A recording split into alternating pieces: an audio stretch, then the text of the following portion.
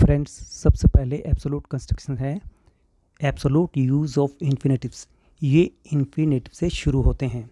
तो पहला है टू बी फ्रैंक, यानी स्पष्ट बात है या कह सकते हैं कि साफ बात है।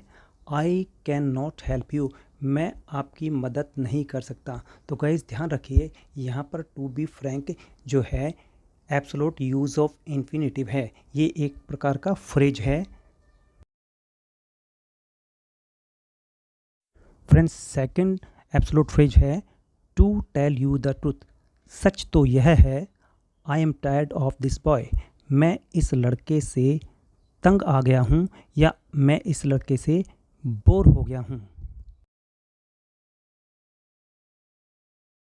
Friends, third absolute use of infinitives है to cut a long story short, यानी सारांश यह है कि the robbers killed all the inmates of the house, डाकुओं ने घर के सभी सदस्यों को मार दिया।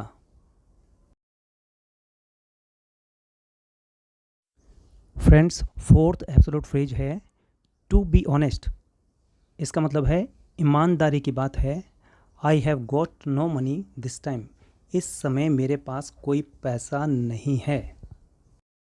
फ्रेंड्स, तो ये थे एब्सोलूट यूजेस ऑफ इन्फिनेटिव्स, जो कि मैंने आपको एग्जाम्पल के रूप में 4 ही दिए हैं। इसके बाद हम आते हैं absolute use of participles.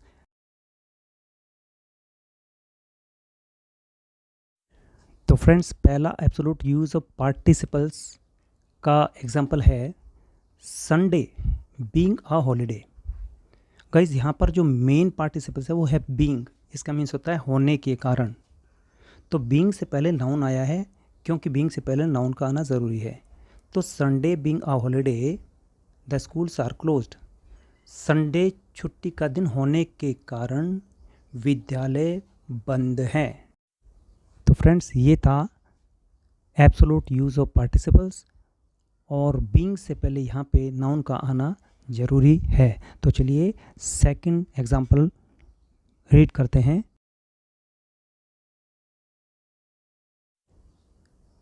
The weather being fine, मौसम अच्छा होने के कारण we went on a pleasure trip, हम सैर सपाटे के लिए गए।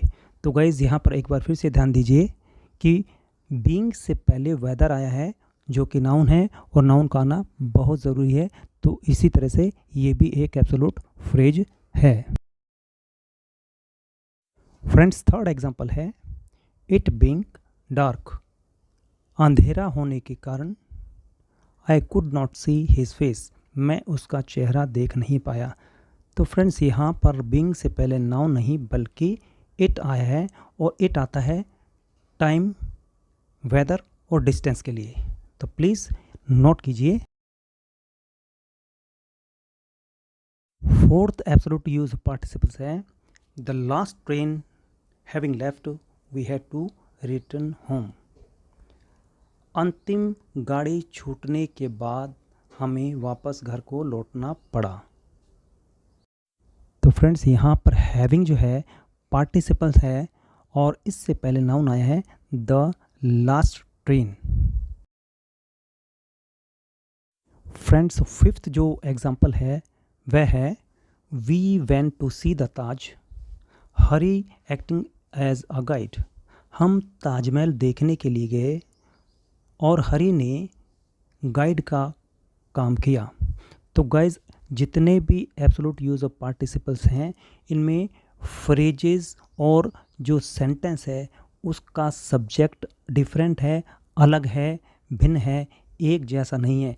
प्लीज़ इस बात को आप डेफिनेटली नोट कर लें। तो गाइज, अब हम आगे बढ़ते हैं दूसरे पॉइंट पर। फ्रेंड्स, यहाँ पर एब्सोलूट यूज़ ऑफ पार्टिसिपल्स इस टाइप का है कि यहाँ पे जेरेंड तो आया है, लेकिन उससे पहले नाउन नहीं आया। जैसे कि फर्स्ट सेंटेंस है डांसिंग बीइंग इन फैशन, यानी कि नृत्य का प्रचलन होने के कारण हमने एक डांसिंग हॉल बनवाया। तो यहाँ पर बीइंग से पहले नाउन आना था, वो नहीं है, बल्कि यहाँ पे जेरेंड है। जेरेंड होता है वर्ब का ऐसा रूप जिसके साथ आईएनजी लगता है। फ्रेंड्स, इसका सेकंड एग्जांपल है रेनिंग बीइंग टोरेंशियल।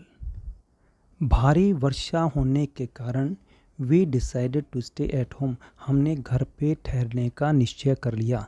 तो गाइज यहाँ पर भी बीइंग से पहले रेनिंग है, ये जेरेंड का रूप है, न कि नाउन है।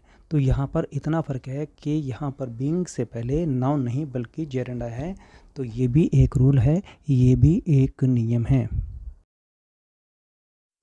गाइज यहाँ पर मैं आपको ये बताने वाला हूँ कि कभी कभार एब्सोल्यूट फ्रेजेस में पार्टिसिपल को ही हटा दिया जाता है, जैसे कि he rushed at the enemy सोड इन हैंड, वह तलवार हाथ में लिए दुश्मनों पर झपटा।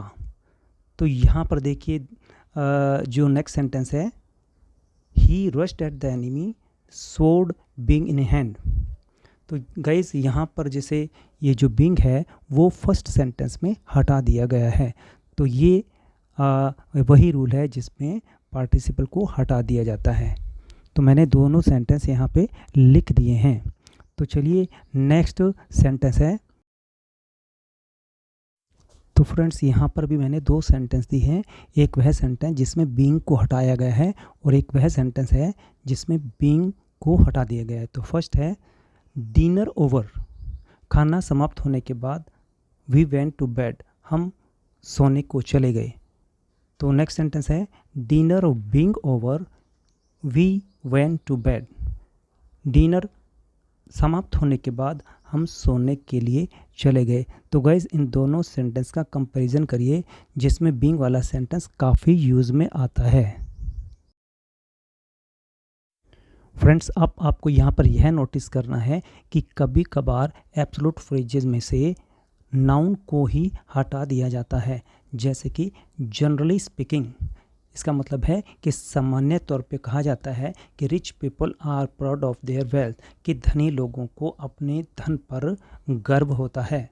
तो गाइस यहाँ पर जो ये फ्रेज है ये काफ़ी यूज़ किया जाता है। और नेक्स्ट जो है रफली स्पीकिंग, मतलब मोटे तौर पर या मोटे हिसाब से कहें तो we need 50 lakh rupees for a new house, हमें एक नए घर के लिए 50 लाख रुपए की ज़रूरत है। तो आई थिंक गाइज आपको ये मैटर समझ में आ गया होगा। तो प्लीज़ अगर आपको ये मैटर समझ में आया है तो प्लीज़ कमेंट करके ज़रूर बताएं और हमारे चैनल को सब्सक्राइब करना ना भूलें। इसी तरह की आपको वीडियो मिलती रहेगी। Thanks for watching.